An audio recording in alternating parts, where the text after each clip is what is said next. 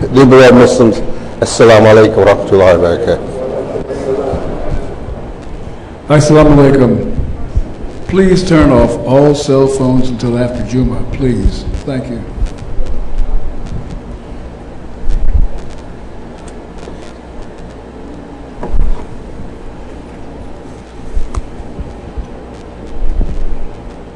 Allahu Akbar, Allahu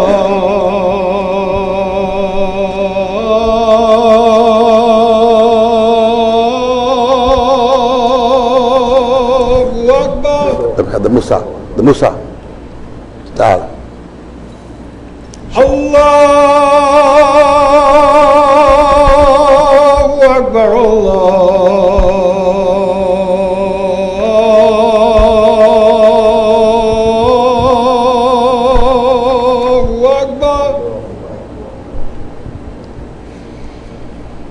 أشهد أن لا إله إلا الله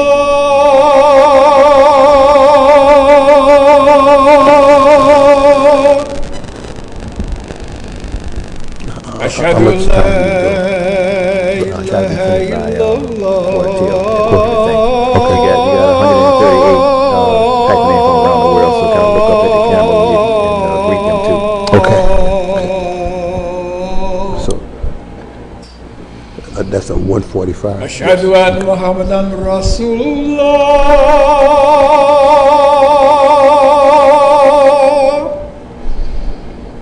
أشهد أن محمدا رسول الله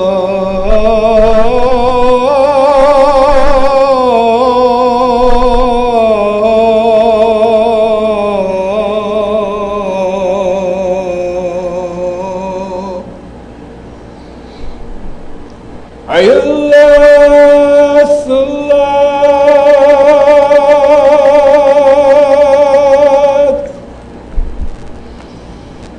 حي على الصلاة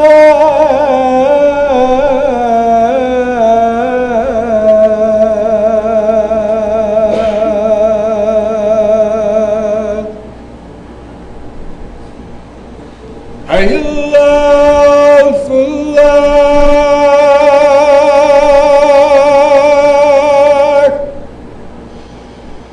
حي على الفلاح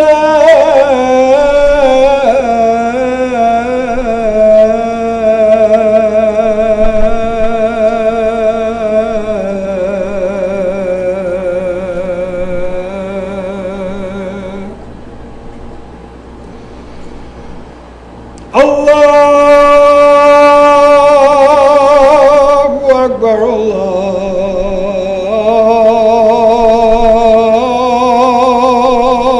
الله أكبر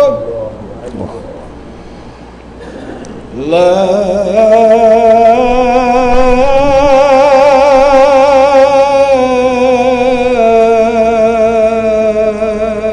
إله إلا الله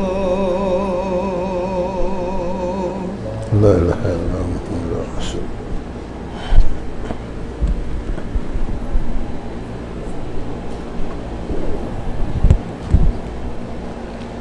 Assalamu alaikum. Bismillahir Rahmanir Rahim. Alhamdulillahi Rabbil Alameen.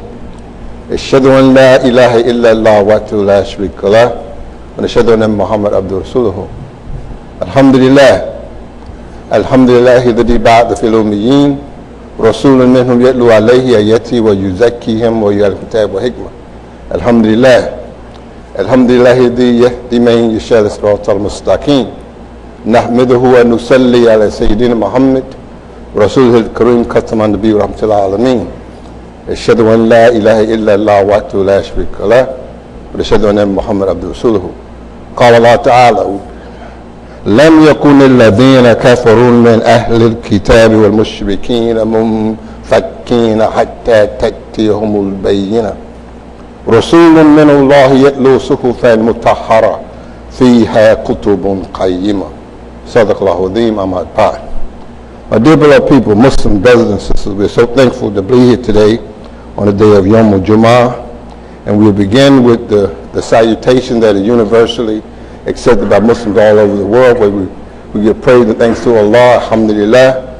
We give praise to Allah again, alhamdulillah, the one who has ba'atha, the one who has raised up from among the common people, the people of common motherhood, ba'atha fil ummiyin, a messenger, rasulun minhum, one who demonstrates to them, yetlu alayhi ayati, he demonstrates, yetlu, he's acting out, he's demonstrating the signs of Allah subhanahu wa ta'ala, and he is helping us become pure in our intent, wa yuzakkihim, and he's teaching us, yu'alimu be teaching us the book and the rules of logic for the book, wal hikmah.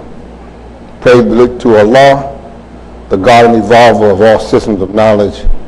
God Most High says, Qala Allah Ta'ala, he says in a Surah Bayyinah, Lam yakun alladhina kafarun min ahli al-kitab wa mushrikeen. Never will the people who associate God with Allah from among the people of the book and those who have many gods be free.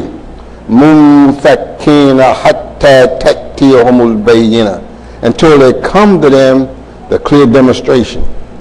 And the clear demonstration is Rasulun min Allah, a messenger from Allah who is again demonstrating. He's demonstrating the pages of Scripture. All right? He is the one who by his life is a demonstration of revelation. Surely Allah has spoken the truth, Sadaqallahu Azim, and all words of salutation and opening of fire to Jumah, Ahmad Ba'd. But dear beloved Muslim brothers and sisters, I'm so thankful to be here and at the invitation of our Imam Taib Sharif, a brother whom I have great love and respect for, because I see his work. As he traveled, we are crisscrossing the globe to bring the religion of Islam into the 21st century. I'm going to say that slowly. We are crisscrossing the globe trying to bring Islamic thinking into the 21st century. Now, why do I say that? And I say it so unequivocally. We know that the Muslim world, our ulama, our scholars, our fuqaha, were conquered by Western philosophical thought, and at the time of our birth, the birth of Islam here in America, the Islamic world was conquered. The British, the French, the Italians, the Germans controlled Muslim lands. And in controlling Muslim lands, I mean they control Muslim knowledge. If they control Muslim knowledge, it means that much of their tafsir, much of their understanding of the fiqh is based on what the Western thinkers want us to promote. So I say that so we can understand that when we come to you to teach you Islam, don't try to compare it to what has been done by previous Muslims. You have to go back to the time of Rasulullah sallallahu. That's when Islam was free. That's when Islam was an independent, intellectual, and ascending civilization. But then we went through a period of stagnation where other civilizations, especially the West, conquered us with their ideas and with their technology. So, to make a long story short, I want to jump back to because Imam Gate told me what time we had. I want to today, inshallah, my topic is freedom in light of the Qur'an. Freedom in light of the Qur'an. And I begin with Surah Bayyinah, which deals with the idea of fakka. Fakka has been taking the chains off your neck. But in this particular case, it is talking to the people who have many gods, the mushrik, and the people of the book, the Ahl al-Kitab. It says, لَمْ يَكُنِ الَّذِينَ كَفَرُوا مِنْ أَهْلِ الْكِتَابِ وَمُشْرِكِينَ مُنْفَكِّينَ حَتَّى تَأْتِيَهُمُ الْبَيِّنَةُ. The munfakkina there is describing the state. The people will not be free from their misconceptions about religion, about God, about man, until they come to them the bayyinah. And the bayyinah is Rasulullah, the Prophet himself. So he is the clear evidence. What is he evidence for? He's evidence of what I said in the opening of the khutbah. He is the prophet called the Ummiyin prophet. He is the prophet of Ummiyin, which is motherwit. Basic motherwit, that means common sense. So when you have motherwit, you may not have the fiqh. You may not have all the words of usul al-din and all the words of tafsir. No, you may not have that. But you do have common sense. And with that common sense, if we introduce the Qur'an to you, by Allah's grace, you will be a demonstration of the power of the Qur'an to cause human transformation. Human transformation. I want you to keep that in mind. So here we have the discussion here in our Surah Tabayyinah, where Allah says that you're not going to be free until there come this messenger who is Yahlu Suhusa Mutara. He is demonstrating the purity of the concepts of religion, because what people has as religion, brothers and Muslims, most time is mythology. Even among Muslims, we have more myth than we have reality. We talk about the Prophet Islam had the tree open up and somebody bust up his chest and washed out his heart. That's myth. No intelligent person would come that would not convince you to come to Islam if I tell you the myths of Islam. But the power of Islam is in its common sense, practical application for human life. Islam comes to free the human being from the misconceptions. It comes to free the human being from ideas about what is man, what is woman, what is God, and what is creation. It comes to free us from these misconceptions and bring us into our fullness as human beings. And this is what the Quran introduces. It introduces us to this idea that the people who had came before the Prophet ﷺ had gotten what we call the Dark Ages. And in the Dark Ages, instead of having alchemy, they had alchemy instead of chemistry. Instead of having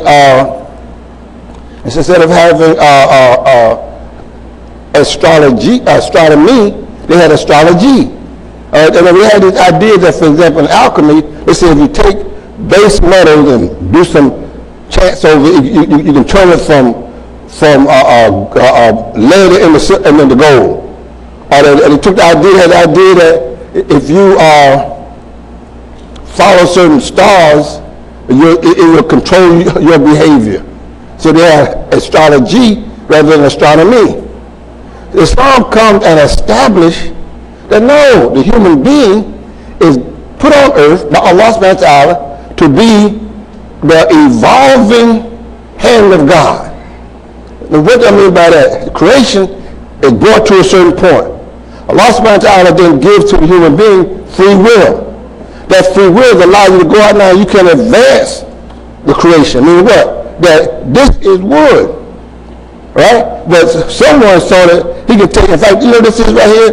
This is really the dust from the wood. Those who know about building, they take the dust from the wood, put water in it, press it together, and you get what? Plywood. Right? Think about it. I'm talking about, right? You got the common sense. So Allah subhanahu wa ta'ala gives to the human being this power to be his Khalifa.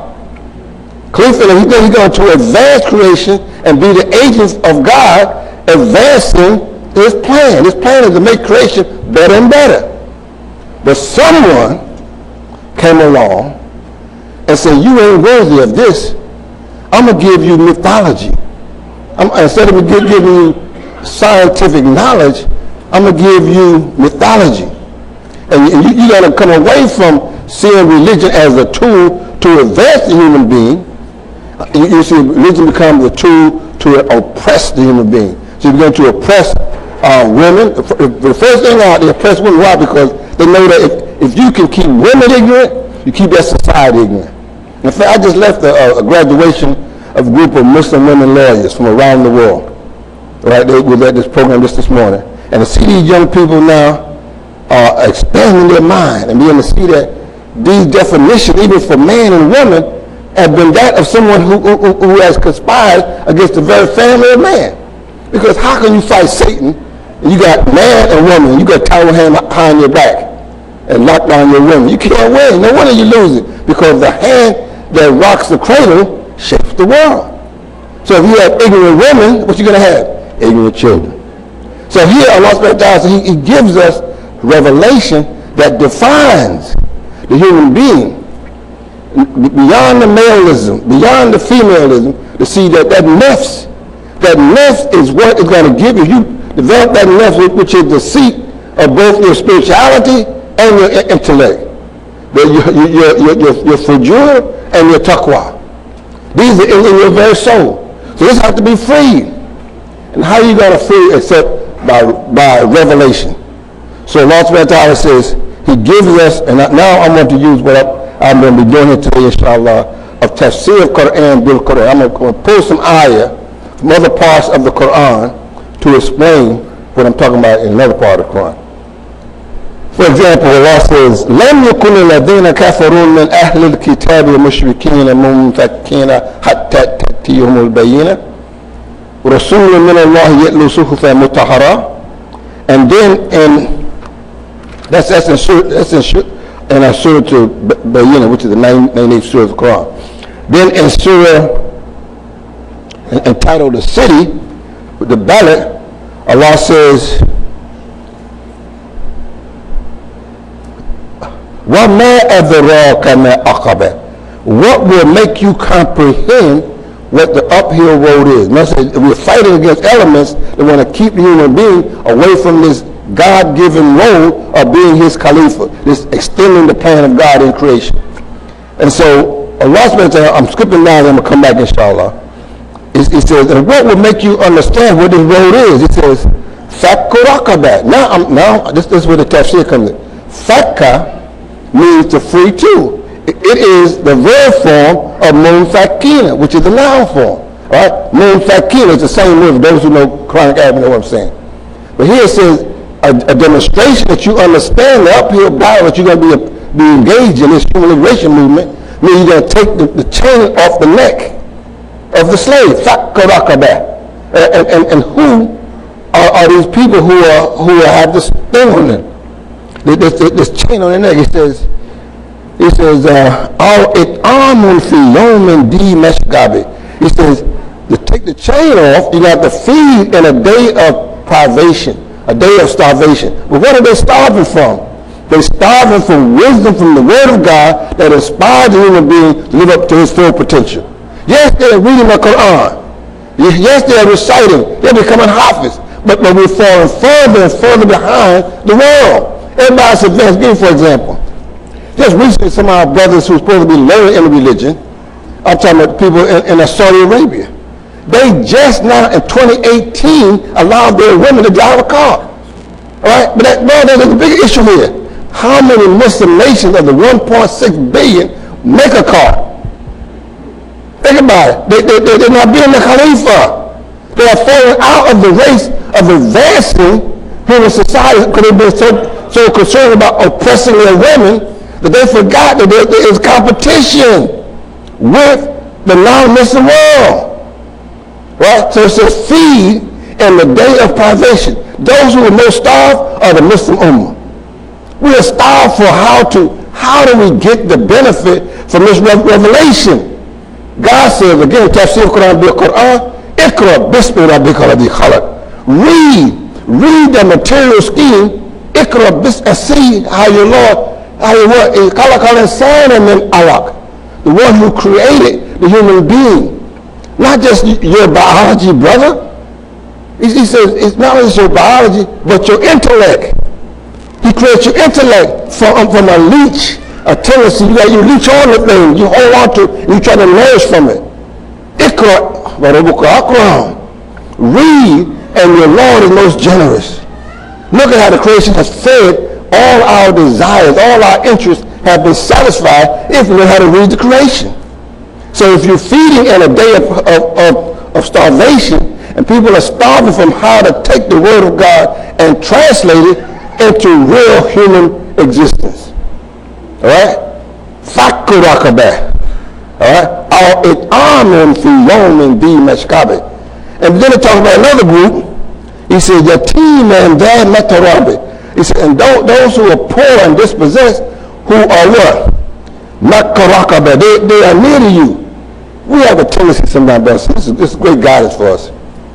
We will hear the words of Allah subhanahu wa ta'ala, and we will skip over our brothers and sisters who are near to us. We want to go talk to everybody else. We don't talk to everyone near us. In fact, some of you, I'm talking now my brothers and sisters from the United States that came the same line. We used to do fishing. We used to go out and talk to people, invite them to the masjid.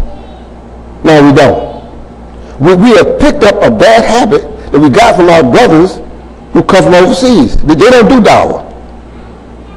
So if it's our in-laws, our cousins, our mothers, our fathers, our brothers, we don't tell them about Islam. I mean, when the last time you brought someone to the masjid? When the last time you invited somebody to come and look? I'm going to the masjid to hear something about Islam, about life science. How many of us invite anybody? No.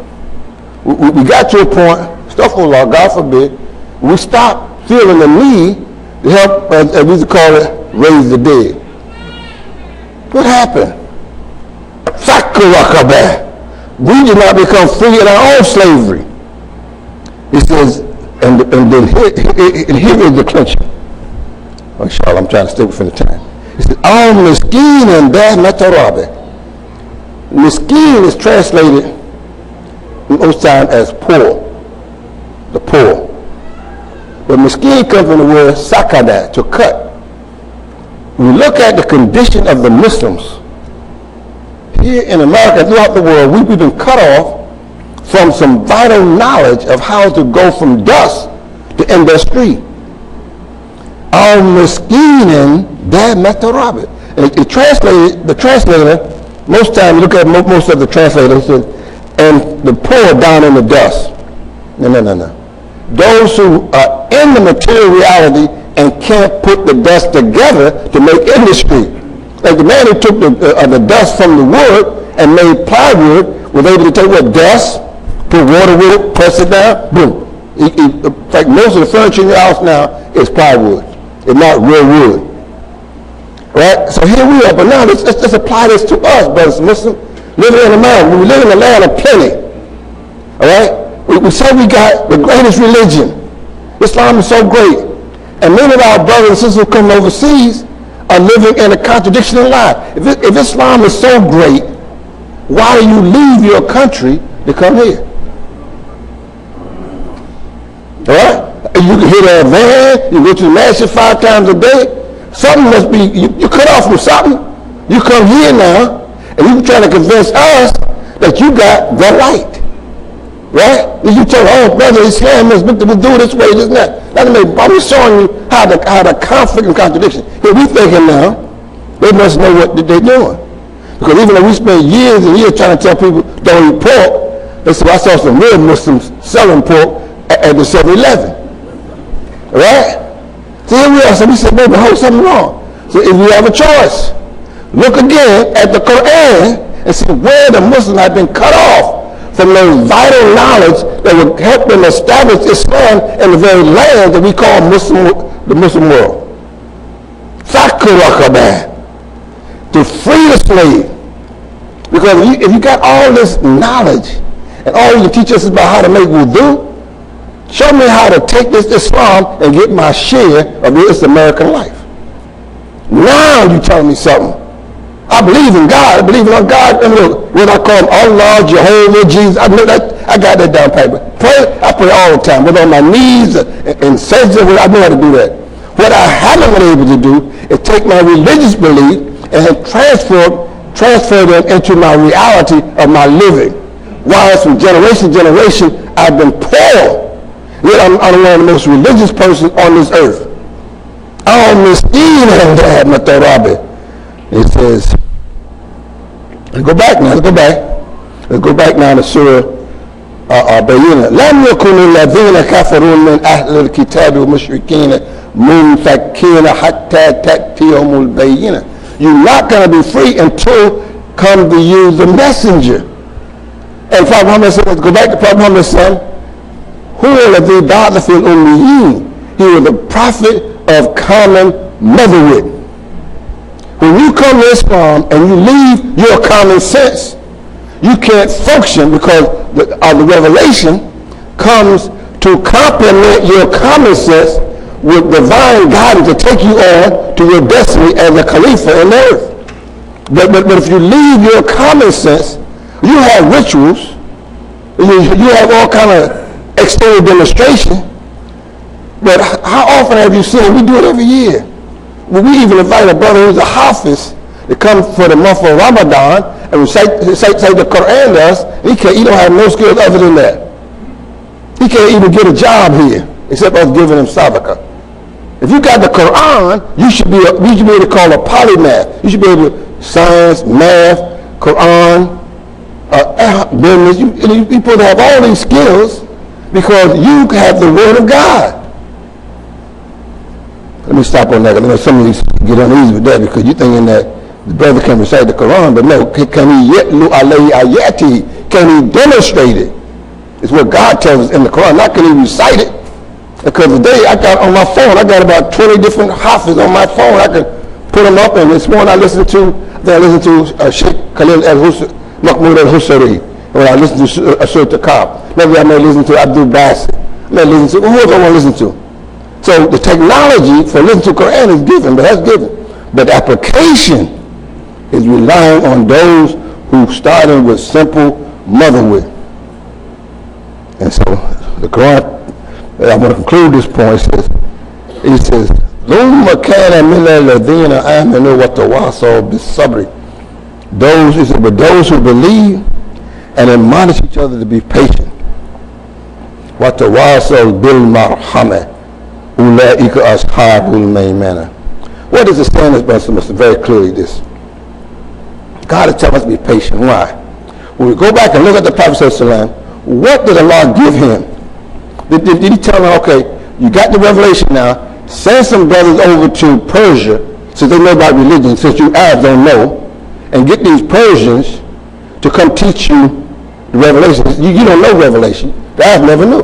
He said, no, trust the Quran working in your genetic life, and it will produce in time your own scholars, your own fuqaha, your own hafiz. You know what we've done? Instead of us trusting that process, we take the Quran, we think we're going to do what? We got to get somebody from overseas to come tell us how to live the Quran.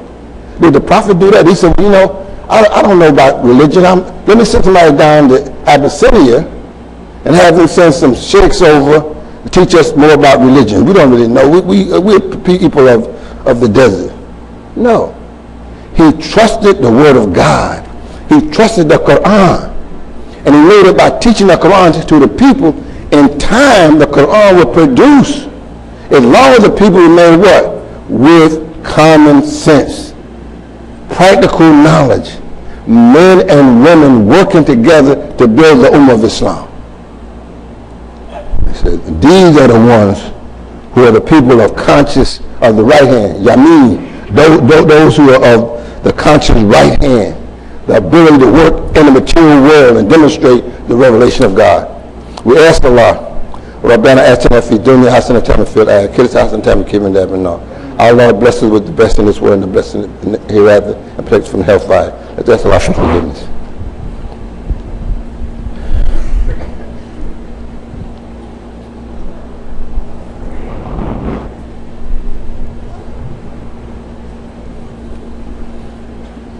بسم الله الرحمن الرحيم الحمد لله رب العالمين أشهد أن لا إله إلا الله وحده لا شريك له وأشهد أن محمد عبده ورسوله. In this second part of the khutbah, I want to share with, I want to introduce to you what I have been going around the country sharing as a possible solution to this dilemma we find ourselves in. I want to take you back to the end of the 19th century when the Islamic Ummah had been conquered. It was colonized. Wherever you look, the British, the French, and I mentioned this before. So Allah subhanahu wa ta'ala says thus, لا أقسم بهذا البلد وأنت هلون بهذا البلد ووالد وما ولد لقد خلقنا الإنسان في كبد. Now this is the first 5 verses of Surah Al-Balad. It's the same chapter we were discussing earlier about the Fakka and the Raqabah, same chapter. But now I want to look at Allah addressing the person who's free.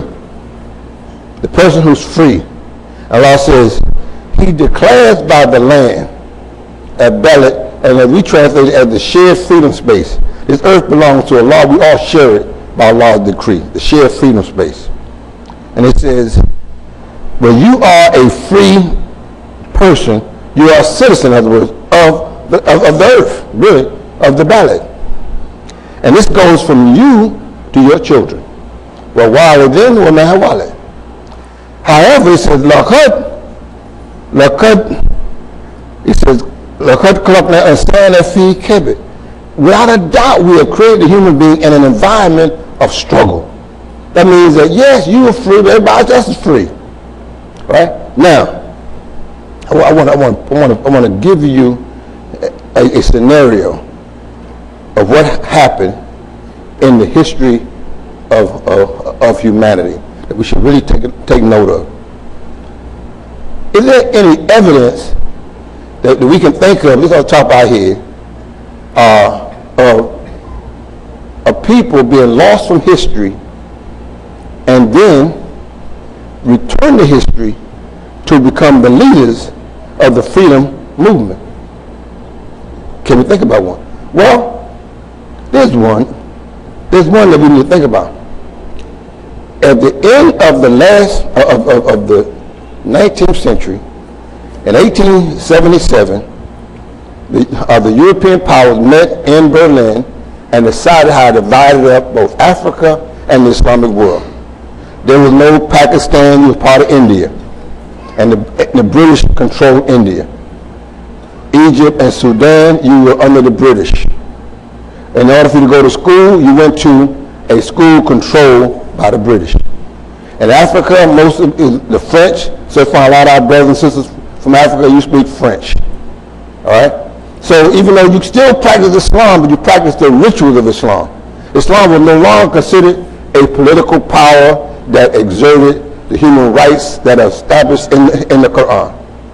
All right? And at the same time, you got to understand history now. You got to put it in history. The people lost from history. Nobody even knew about it because nobody knew there was. In fact, even to the day, you go on Hajj. People ask you, tell them you're a Muslim from America. Say, no, you can't. Where is your father from? In other words, you can't be a Muslim of African American descent from America. Even today, Muslims have a problem with that.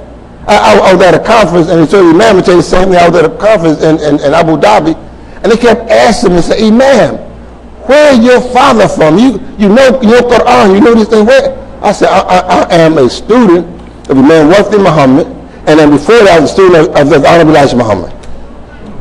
Right? I make it very clear to them. No. I did not get my boldness from anything of any of your teachers. Because I say again, when we were lost from history, you were controlled by the ones who control history. Let's be clear on this now. Yes, you had the Quran. Yes, you had the books of hadiths, the books of fiqh, books of usul al-din and the tafsir, but you couldn't stand the onslaught of Western philosophical thought, so you made sajda to them. Be clear on this. Here we were at the beginning of the 20th century. Keep this in mind, Muslim. We were free from physical slavery in 1865 and given the 13th Amendment that gave us our freedom and the Bible as our religious authority to rebuild our lives as human beings. Know this. We were lost from history. In fact, some of you may remember, we call the people what? Lost founds. You were lost from history, now we found you. What we found was an empty shell. A man who didn't know himself, he hated himself, he hated it to look like him. All right, you got to understand your condition. And you got to understand this. The Muslim world was conquered so much so that when there were no translations of the Quran in English by a Muslim scholar. The first scholar to do it was Maulana Muhammad Ali, and he was from Punjab, Ahmadiyya, which is in northwest present-day Pakistan. At that time, with India. He translated the Quran to appeal to the British. Because I'm sure none of you know what a vicegerent was until you read it in this translation, right? A vicegerent. Anybody know what a vicegerent was? What's a vicegerent? We don't talk like that. Dow and D, no, we don't talk like that. So the appeal was not to get you who is in need of the revelation, who is in need of guidance, because the 13th Amendment said you're a free man, and the Bible said that you should be a slave of your master. You're in conflict. Think about what I'm saying now. Imagine, look, let's do some common sense. You're a person living at home with your parents, and one day they come and say, look, Hassan, you're free, you're going out. You start stuttering and, no, I don't want to go.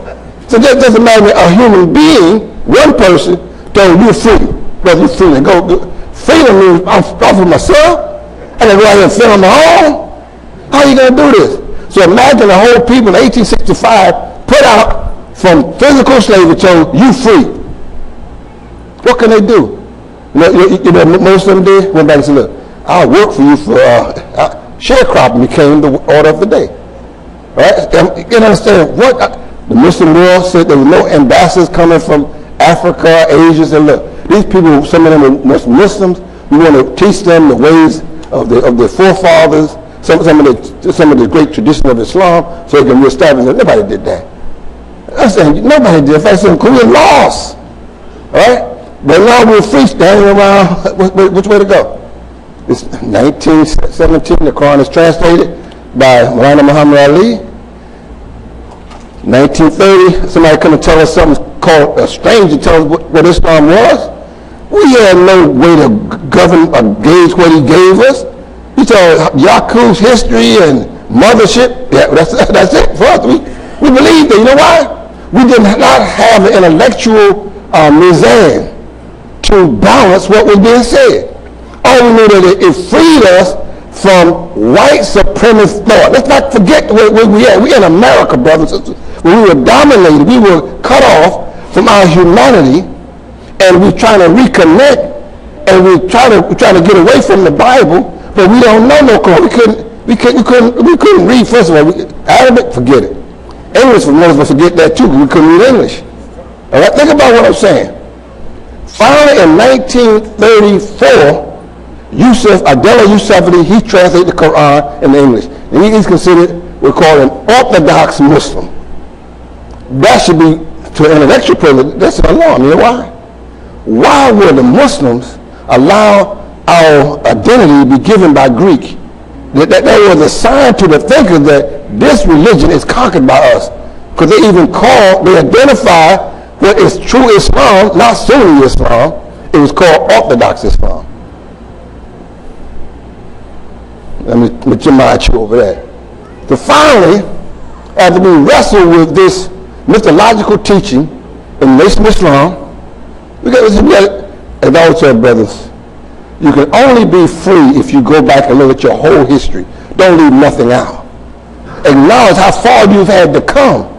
Because once you broke that Rubik's Cube of theological concept, Yaqub's history, the making of the devil, and all that kind of stuff, you can now come to the Quran and say, hey, this stuff is too much for me. When you finally cut that loose, oh, brother, the Quran becomes clear to you. Because you see that sometimes in order to free the slave, you got to take him further in the slave before you realize how bad off he is. That's right. Think about what I'm saying. Now, as I was in Egypt, and one brother said to me, he says, you know, you African American brothers are very bold. I said, yes. I said, you know something? We are the boldest in the African family tree. You know why? We're not scared. And when I was in Mecca, this is back 1992, I think it was, one of the sheikhs from Iran got up and gave a speech in Mecca. He's talking, you have these things in Abdul-Aleem, and he's talking about how America was the great Satan and this and that. So I said, when my time came to speak, I said, I want to thank my colleague, I can't remember the sheikh, whatever his name was, Sheikh Ali told us that. I said, but I come from a community in America who call America the devil before its face. We don't understand over here, 8,000 miles away, talk about America the devil. I said, I'm from a community in America at the time you guys were colonized, who stood up and said the conscious behavior of Europeans is that of a devil, and was uncompromising with it. See, we got to understand, what did that do? I know we know that was not what teaches in the Quran. We know that, but it broke the chain because people said, look, if this little guy here, who helped, by the way, start this masjid, Elijah Muhammad, could come to Washington D.C. and put down temple number 4, mosque number 4, now the nation mosque, at a time when they were lynching black men wholesale. You know that he had to have faith. Now, okay, now if you say you got Qur'an, you say that he was not on the haqq, then show me what you've done with your knowledge of the haqq. He had mythological teachings. Understand this. But he was bold enough to break the grip on his mind and thousands of others across the country of that idea that somehow there's a God in the Quran called they. They won't let us do this, brother. You sure they're going to be up? I said, I have not seen this God you're talking about, brother. Allah says, I said, it's Allah's God, right? But this God you fear is not Allah. You fear this God called they. So I'm saying to you, brothers and Muslims, from 1930 to 1935, 1975, we're like having our Eid al-Fitr. I'm going to close on this note because I'm looking at the time. Eid al-Fitr, Eid means to return. Fitr means natural, right? Fitra means return that was natural. If we see how bad off we were in terms of our self-image, we had to first return what? To our natural self, when we loved ourselves, appreciated ourselves, when we would do for self, and finally ijtihad, think for self. And once we got that, now we're ready now to go on the Eid al-Adha. Eid al-Adha is the enlightenment. You can't get the enlightenment until you become natural. You accept what happened in your lifeline that brought you to the book of God, and you trust the book of God to make you a new person, to transform you, and also to transform your very lifeline. So in time, you have to reach the Saudi or the Egypt or the Sudan or Pakistan for those teachers. If you trust the Quran, it's going to produce in you natural scholars, natural fuqaha, natural muhaddith. He can produce these things in you. But you got to first trust the word of God. You got to find yourself in the plan of God. What is my history in the plan of God? How did I get in this bad shape that I could be in America struggling, and my brothers from all parts of the world can come here, and no time they own the stores, in no time they own the buildings. We got the same book, man. Why is it that they can use this Quran and motivate themselves to control your neighborhood, and you got this Quran, and here was a little man by the name of Elijah Muhammad who didn't have all the books of fiqh. He was given 104 books on the life of the Prophet ﷺ, and one of them was called Muhammad's Successors, and deal with how to build the Ummah. When he got out of prison, one of his first things was to build this masjid, this temple, this mosque, the nation's mosque, as a sign, not to you, because we don't know religious symbolism. But number 4 is a universal concept that says we got to produce the human model. This masjid has an obligation to truly live up to its title of the nation mosque, because here is where the powers of America come together. Well, then what is going to be the demonstration? By the ex-slave. Remember now, they said, well, the slaves built the White House. Yeah. Well, it's more important now that the slave build the house of worship to Allah. This is it. This you got to understand the weight you have on you. And all those who will come, and they come all over different nations, different ethnic groups, but come knowing that this house is built to worship the one God, Allah subhanahu wa ta'ala, by people who were once enslaved by the nation that we in this capital of. And we now can claim with any reservation, we want our share. That's why we're going to wear a pin like this that got the American flag and the Islamic flag. But you know the Islamic flag is on the left, because in Islam, the one on the left leads the one on the right. So you got to speak to them that, yes, we recognize that, we know all the history of how we were mistreated. But Allah prepared us to now lead the human liberation movement. لم يكن الذين كفروا من أهل الكتاب والمشركين منفكين حتى تأتيهم البينة رسول من الله يتلو صحفا مطهرة. The demonstration, and this is what this community must move into. You must move to demonstrate that you really have come to understand your responsibility. Support the leadership that take you in this direction and move forward, because this is the time and you are the people to get this job done by Allah's grace. Inshallah. Don't be afraid. There's nothing to be afraid of. Because if the logic of the Quran is true, how did Allah raise other people? Look at the logic. Just read Surah Nur, 24th chapter, the 55th verse. Allah said, He will raise from among you, He will make a community among you and get rid of the fear. You know the fears you have. And once those fears are gone, we expect great things from this community. And brothers and Muslims, may Allah bless us. And inshallah, totally, Imam, as I conclude, I used to come back when our brother Imam Yusuf Salim was the Imam here. And before that, brother Sultan Muhammad. And before that, brother Khalil. Before that, Dr. Abdul-Aleem Shabazz. I used to come at different times. People, many of you may know me. And your Imam, I want him to get strongly established in his role. And I sent some of my students, like Brother Naeem and Sister Kafi, to help him. Because I know how we are. The leaders are the ones that got the most knives in the back, Brother Imam. The more you do, the more people are going to talk about you. No problem. As long as you get something done right, they're going to talk behind your back. If you do something wrong, they talk about you in your face. Know that. No, I'm saying very serious. If you trust what Allah gives you, a lot of people want to be first to be second.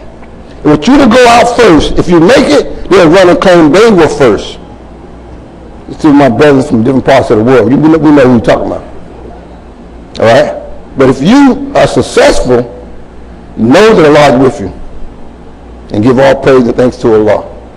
And inshallah, may Allah bless us. I hope to be, I told Imam my schedule, inshallah, work out and try to come in and spend maybe a weekend with you, inshallah, and go over some things. We need to understand, especially for you, the pioneers, the transfers of power.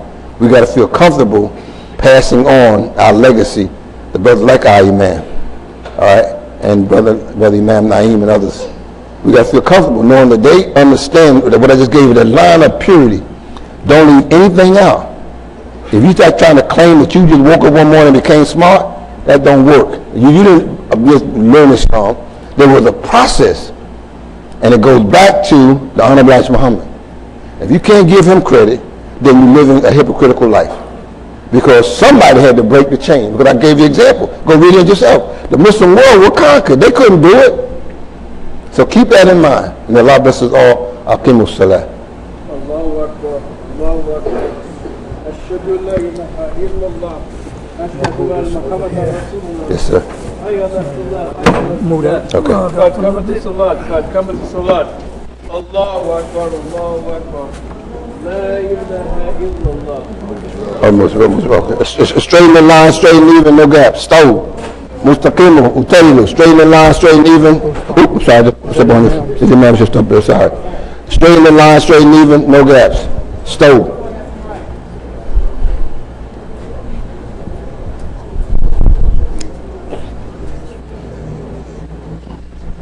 If you put heel to heel, you're straight. Because everybody's feet are bigger, different sizes, but the heels, you mean you're starting at the same spot. Allahu Akbar. Allahu Akbar.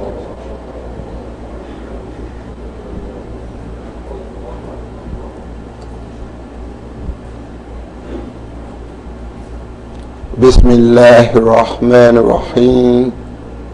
Alhamdulillahi Rabbil Alameen. الرحمن الرحيم مالك يوم الدين إياك نعبد وإياك نستعين اهدنا الصراط المستقيم صراط الذين أنعمت عليهم غير المغضوب عليهم ولا الضالين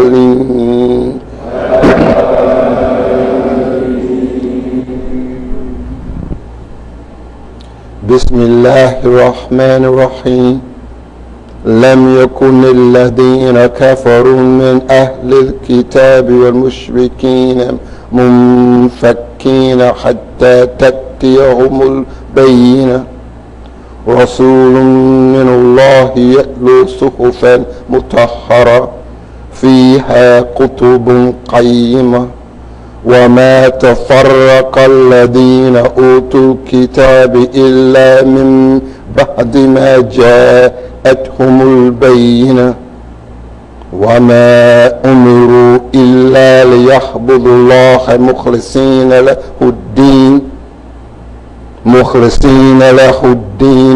حنفاء ويقيمون الصلاة ويؤتوا الزكاة وذلك دين القيمة إن الذين كفروا من أهل الكتاب والمشركين في نار جهنم خالدين فيها أولئك هم شر البرية إن الذين آمنوا وعملوا الصالحات أولئك هم خير البرية جزاؤهم إن ربهم جنات عدن تجري من تحتها الأنهار خالدين فيها أبدا رضي الله عنهم ورضوا عنه ذلك لمن خشي ربك الله أكبر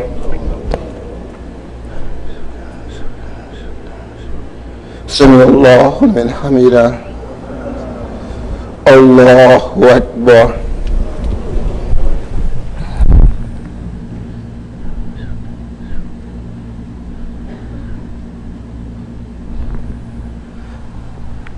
الله أكبر الله أكبر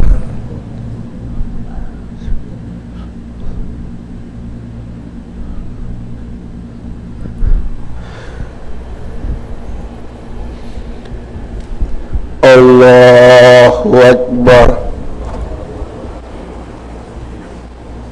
بسم الله الرحمن الرحيم الحمد لله رب العالمين الرحمن الرحيم مالك يوم الدين إياك نعبد وإياك نستعين اهدنا الصراط المستقيم صراط الذين أنعمت عليهم غير المغضوب عليهم ولا الضالين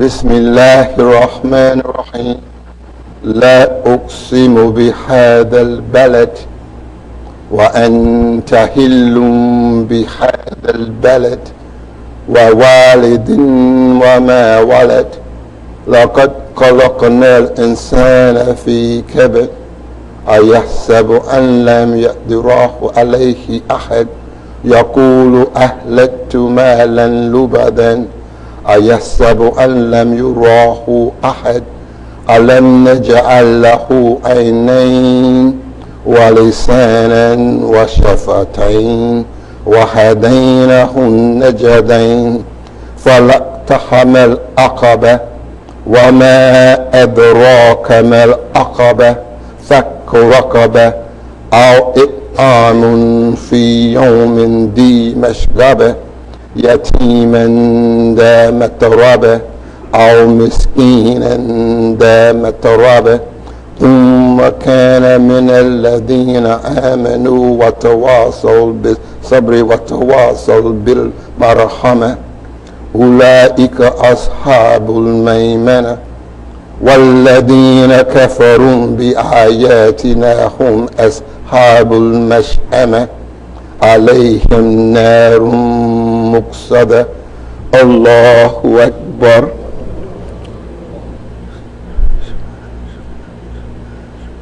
سمع الله لمن حمده الله أكبر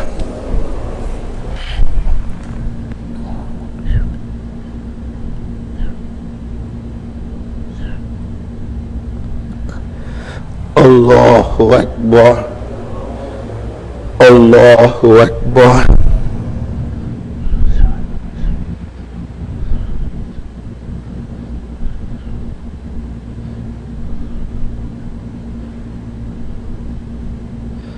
Allahu Akbar.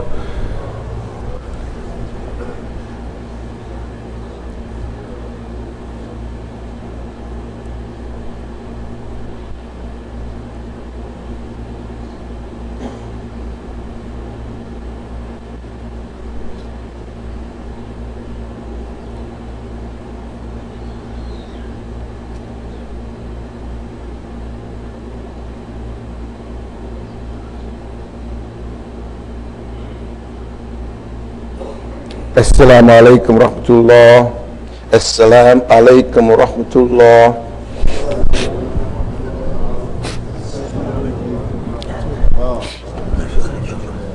Astaghfirullah, astaghfirullah, astaghfirullah. La ilaha illallah, la ilaha illallah.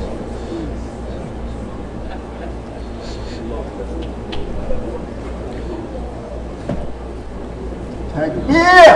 Allahu Akbar. Takbir! Allahu Akbar. Takbir! Allahu Akbar.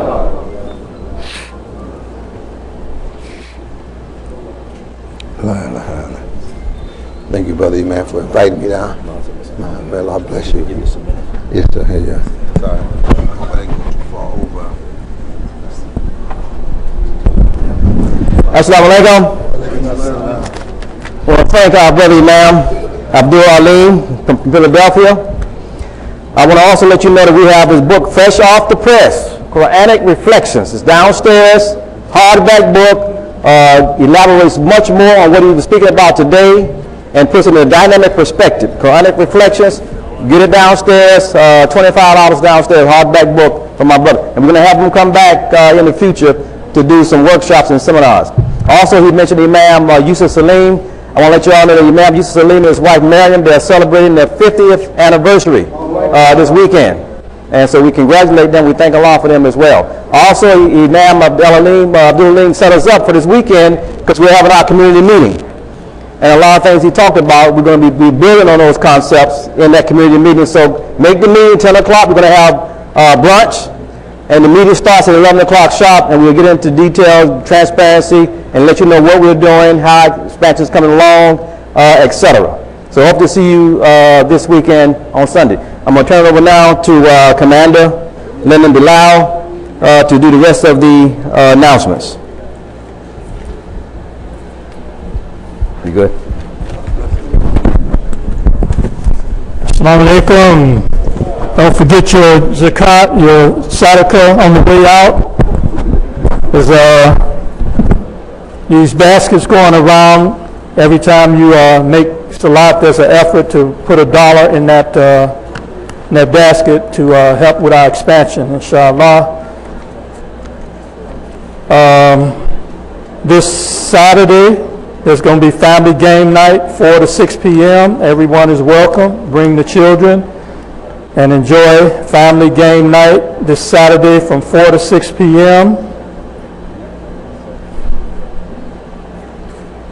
As the Imam Talib mentioned, it's going to be a community meeting this Sunday. Also, Study Al-Islam is from 10 to 10:30, and that's a call-in conference call. If you need the number, go to studyalislam.com or see the Muslim Journal and support the Muslim Journal. There's a health fair on Sunday from 1 to 5 p.m.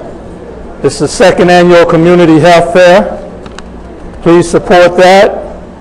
I don't have the address in front of me, but Sister Saisha can give you that information.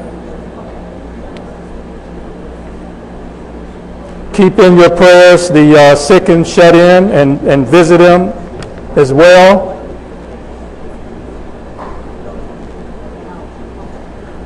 Every Monday and Thursday there's a community iftar here at Masjid Muhammad at the time of Maghrib prayer.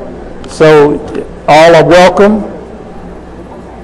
Okay, here's the community health fair. This is in association with the Nations Mosque and MSBC. This is going to be at 4th Street at Friendship Church. That's 1611 4th Street. I think that's right down the street, right? Is that near Dunbar? Or it's up that way? Okay, it's going the opposite way, but 1611. So it's right up the street, going up this way. Please, if you're able to, support this event. From dusk to dawn, his legacy lives. The Honorable Elijah Muhammad, a social reformer and liberator. This event is taking place in Zaytuna College, which is in California. Imam Sharif, as well as several other scholars in our community, are going to be a part of this event, and that's October the 26th to the 27th. I'm sure it's going to be a dynamic event. And lastly, but not least, the Muslim Convention is taking place in Newark, New Jersey, Labor Day weekend, August the 31st through September the 2nd. If you plan on going, please try to reserve your hotel room before August the 1st, because the prices will go up. Also, I'll put together a 12-passenger van that's going up there, and it's only about 7 more seats left on that. If anybody's interested, I have a flyer here, and you can reserve your seat as well. Thank you for listening to the announcements. Have a blessed day and a blessed weekend. We see you Sunday at the community meeting, inshallah. Assalamu alaikum wa rahmatullahi wa barakatuh.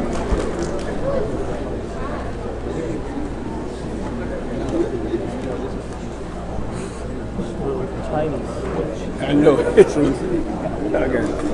it.